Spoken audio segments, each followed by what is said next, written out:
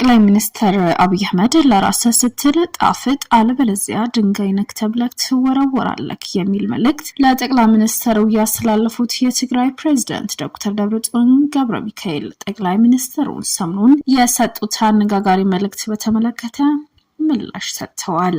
የፋኖ ታጣቂዎች በትግራይ ኃይል ላይ ጥቃት መሰንዘራቸው ተሰማ። በዋጃ ጥሙጋ አካባቢ በፋኖ ታጣቂዎች መካከልና በትግራይ ሰራዊት የተኩስ ልውውጥ መኖሩን ተሰምቷል። እንቃኘዋለን። ከመታገል ውጭ አማራጭ የለንም ያለው ህወሓት ሁሉም የሚመለከተው የትግራይ ህዝብ ወደ ትግሉ እንዲቀላቀል ጥሪ አቅርበዋል። የሱዳን ጦር በኤል ኦቢድ አቅራቢያ ቻይና ሰራሽ ድሮን መቶ መጣሉን አስታውቋል። ወዳጁን ለማጽናናት ኳታር ድረስ የሄደው ጠቅላይ ሚኒስትር አብይ አህመድ በተመለከተ እንደምን ቆይታችኋል? የጎልጎል ሚዲያ ቻናላችን ቤተሰቦች ዋና ዋና ነጥቦችን በማንሳት የዛሬው ወቅታዊ መረጃዎችን ልናስቃኛችሁ መጥተናል። ቻናላችን ላይክ፣ ሼር፣ ሰብስክራይብ በማድረግ ይከታተሉን። ወደ ዝርዝሩ እንለፍ። አብይ አህመድ ለራስ ስትል ጣፍጥ አለበለዚያ ድንጋይ ነክተብለክ ትወረወራለክ የሚል መልእክት ለጠቅላይ ሚኒስትሩ ያስተላለፉት የትግራይ ፕሬዝዳንት ዶክተር ደብረጽዮን ጠቅላይ ሚኒስትሩ ሰሞኑን የሰጡት አነጋጋሪ መልእክት በተመለከተ ምላሽ ሰጥተዋል። ጠቅላይ ሚኒስትር አብይ አህመድ ሰሞኑን ደብረ ማርቆስ ተገኝተው ያስተላለፉት ዘረኛ መልእክት በማስመልከት ትግራይ ፕሬዝዳንት መልእክት ያስተላለፈ ሲሆን አብይ አህመድ ለራስ ስትል ጣፍጥ የሚል ይዘት ያለው አስተያየት መስጠቱን ታውቋል። በህዝቦች መካከል ግጭት አለመተማመን መፍጠር እንደ ቁልፍ የፖለቲካ መሳሪያ በመጠቀም በስልጣን ለመቆየት እየተጉ አካላት ባለፉት ዓመታት የአማራ የትግራይ ህዝቦች በማያበራ ግጭቶች ቁርሾ ውስጥ ለማስገባት ያልተደረገ ጥረት ሆነ ያልተፈነቀለ ድንጋይ የለም ያለው ዶክተር ደብረጽዮን ገብረሚካኤል ሆኖም እነዚህ በባህልና በታሪክ የተሳሰሩ ወንድማማች ህዝቦች ሁሉንም ውስብስብ የከፋፋዮች ሴራና ውዲት በማክሸፍ ወንድማዊ ትስስራቸው አስቀጥለው የትስስር መደጋገፍ በሂደት ይበልጥ እየተጠናከረ እንደሚሄድ ምንም ጥርጥር የለውም ያለ ሲሆን እነዚህ ህዝቦች በማጋጨት የስልጣን ዘመናቸው ለማራዘም የሚጥሩ አካላት በጊዜያቸው ታላቅ ገድል በመፈጸም የህዝባቸውን ሀገራቸው ክብርና ህልውና ያስቀጠሉ የቀድሞ የትግራይ ጀግኖች አመራር ስም በማጉደፍ አሁንም ሴራቸው መሽረባቸው ቀጥለዋል ሲሉም ቅሬታቸው አሰምተዋል። አሁን ግን ሁሉ ውሸትና ቅጥፈት ጭምብሎ ተገፎ እውነተኛ ማንነት በግልጽ እየታየ ይመስለኛል አሉ ዶክተር ደብረጽዮን። ስለዚህም ጨው ለራስህ እንደሚባለው ከእንግዲህ በኋላ በቅጥፈትና ማጭበርበር በቀጠል እንደማያዋጣ በመገንዘብ የሰላምን አማራጭ መንገድ መከተልና ህጋዊ ወቅታዊ ጥያቄዎች መመለስ ያስፈልጋል ብያምናለሁ ሲሉም ዶክተር ደብረጽዮን ተደምጠዋል። የፋኖ ታጣቂዎች በትግራይ ኃይል ላይ ጥቃት መሰንዘራቸው ተሰማ። በዋጃ ጥሙጋ አካባቢ በፋኖ ታጣቂዎች መካከልና በትግራይ ሰራዊት የተኩስ ልውውጥ መኖሩ ተሰምቷል። ይህ የተኩስ ልውውጥ የተሰማው ምክንያት ምን እንደሆነ በግልጽ የታወቀ ነገር ባይኖሩም ሁለቱም ኃይሎች ጽምዶ በሚል የአብረን እንስራ እንቅስቃሴ ሲያደርጉ መቆየታቸውም ተደምጧል።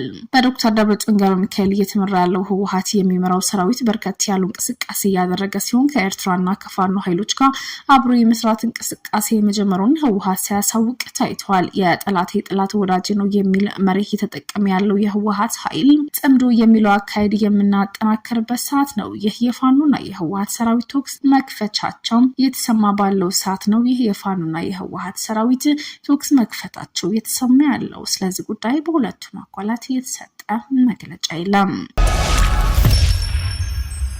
ከመታገል ውጪ አማራጭ የለንም ያለው ህወሓት ሁሉንም የሚመለከተው የትግራይ ህዝብ ወደ ትግሉ እንዲቀላቀል ጥሪ አቅርበዋል። ከመታገል ከማሸነፍ ውጪ ሌላ አማራጭ የለንም ያለው ህወሓት የፌዴራል መንግስት የትግራይ ወጣቶች ለወታደራዊ አገልግሎትና ጅምላ እስራት ለማጋለጥ የተቀናጀ ዘመቻ እያደረገ መሆኑ በየሳምንቱ ማስጠንቀቂያም እያወጣ የሚገኝ ነው።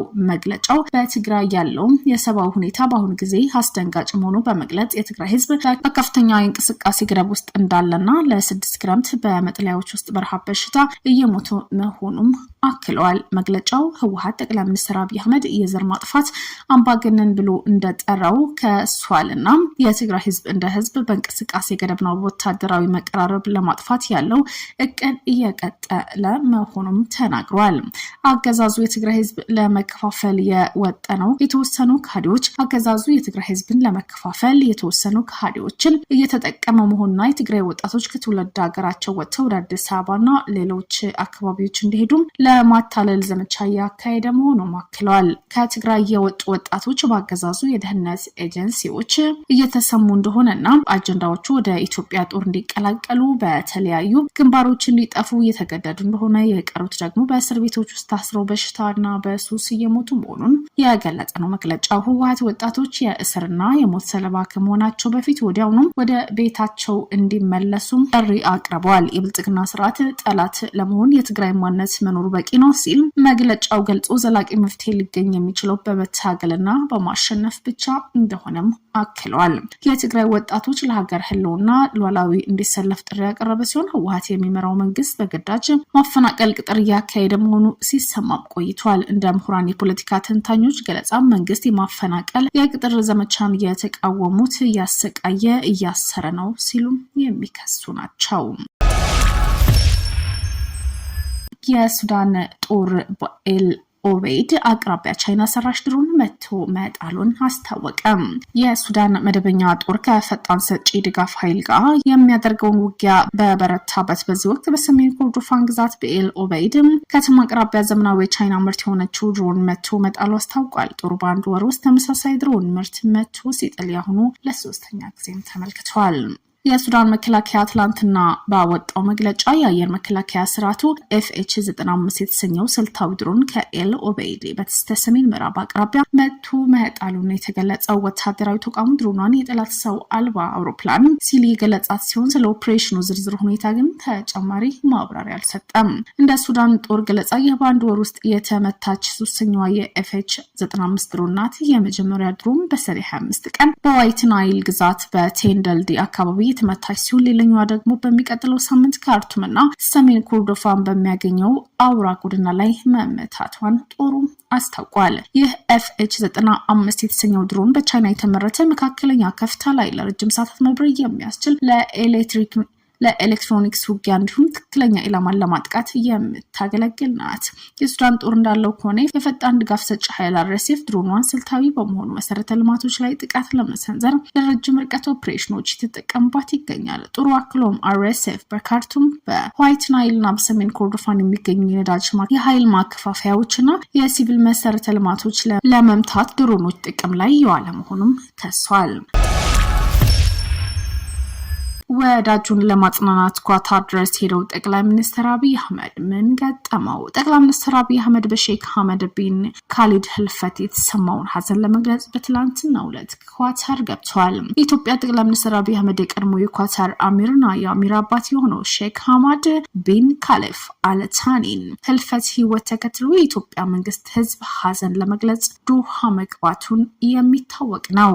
ጽሕፈት ቤቱ እንዳመለከተው ጠቅላይ ሚኒስትር አብይ አህመድ በሐመድ ዓለም አቀፍ አውሮፕላን ማረፊያ ሲደርሱ በኳታር ትራንስፖርት ሚኒስትር ሼክ መሐመድ ቢን አብዱላህ ቢን መሐመድ አልታኒ እና በኳታር የኢትዮጵያ አምባሳደር ፈይሰል አሊ ኢብራሂም አቀባበል ተደርጎላቸዋል። የቀድሞ አሚር ሼክ ሐመድ ቢን ካሊፍ አልታኒ ሐምሌ 5 2018 በ74 ዓመታቸው ከዚህ ዓለም በሞት መለየታቸው ይታወሳል። እስከ 2013 ድረስ የኳታር የመሩት ሼክ ሐመድ የባህረ ሰላጤዋን ሀገር ወደ ዓለም አቀፍ የኃይል አቅርቦትና የዲፕሎማሲ ማዕከል በመለወጥ የአልጀዚራ መገናኛ ብዙሃን መመስረት እንዲሁም የ2022 የፊፋ ዓለም ዋንጫ ለማስተናገድ የበቁበት ዝግጅት ጨምሮ ሀገሪቱን በዓለም አቀፍ መድረክ ላይ ላስመዘገበችው እድገት መሪቷ ላይ እንደነበሩ በሰፊው ይነገርላቸዋል። ኳታር ለቀድሞ መሪዋ የ4 ቀናት ብሔራዊ ሀዘን ያወጀች ሲሆን ብሔራዊ ሰንደቅ ዓላማዋ በግማሽ ዝቅ ብሎ እንዲውለበለብ ተደርጓል። የመንግስት የቀብር ስነስርዓትን በኢማም መሐመድ እብን አብድ አልዋሃብ መስጊድም ተፈጽሟል። ጠቅላይ ሚኒስትር አብይ አህመድን ባለፈው መጋቢት ወር ላይ በባህረ ሰላጤው አካባቢ